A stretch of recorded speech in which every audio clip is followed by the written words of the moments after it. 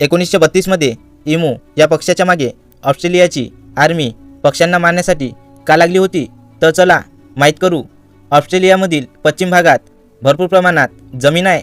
जेव्हा शेतकऱ्यांनी तिथे पेरणी केली तेव्हा इमू पक्ष्यांची संख्या फार कमी होती, पण जेव्हा त्या जमिनीवर उत्पन्न निघायला लागलं तेव्हा इमू या पक्ष्यांची संख्या 20,000 झाली. ते पक्षी शेतकऱ्यांचे मोठ्या प्रमाणात नुकसान करत होते. शेतकऱ्यांनी सरकारला मदत मागितली तेव्हा ऑस्ट्रेलियाची सरकार इमू या पक्ष्यांना मारण्याचा निर्णय घेते.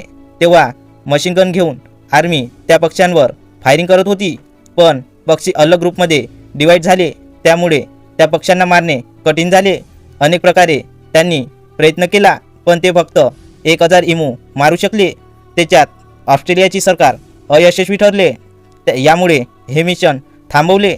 आता तिथे इमू पक्ष्यांची संख्या 6 ते 7 लाख झाली आहे.